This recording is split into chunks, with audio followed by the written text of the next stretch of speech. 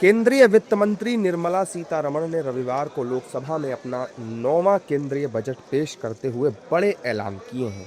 वित्त मंत्री ने बजट में किसानों का खास ध्यान रखा है। किसानों की आय बढ़ाने से लेकर पशुपालन और मत्स्य पालन तक को बढ़ावा देने का जिक्र किया है। वित्त मंत्री ने बजट भाषण में किसानों की आमदनी बढ़ाने और खेती को मजबूत बनाने पर खास ध्यान दिया। उन्होंने साफ कहा कि सरकार का लक्ष्य डेयरी, मुर्गी पालन, बागवानी और खास फसलों के जरिए किसानों को ज्यादा कमाई के मौके उपलब्ध कराने का है। बजट 2026-27 में पशुपालन, मत्स्य पालन पर भी खासा जोर दिया गया है।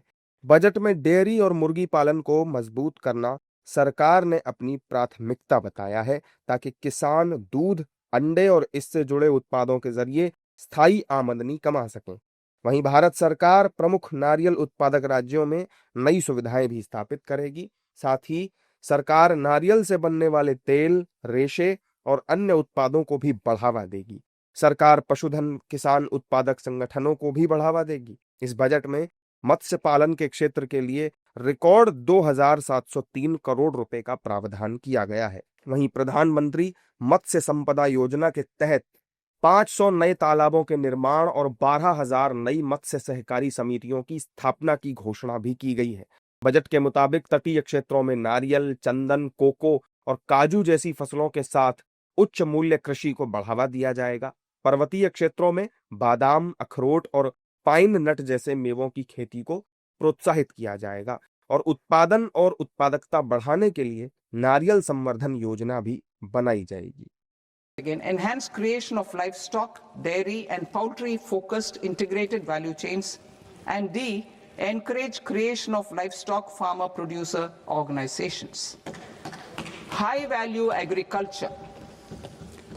To diversify farm outputs, increase productivity, enhance farmers' incomes and create new employment opportunities, we will support high value crops such as coconut, sandalwood, cocoa, cashew in the coastal areas, agar trees in northeast, and nuts such as almonds, walnuts, and pine nuts in our hilly regions. These, all of them, will be supported.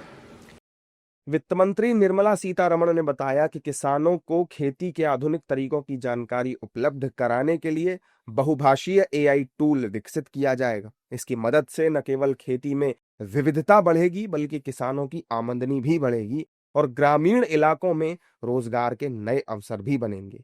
इसी सोच के तहत budget में खेती के पारंपरिक तरीकों के साथ साथ नए क्षेत्रों पर भी जोर दिया गया है।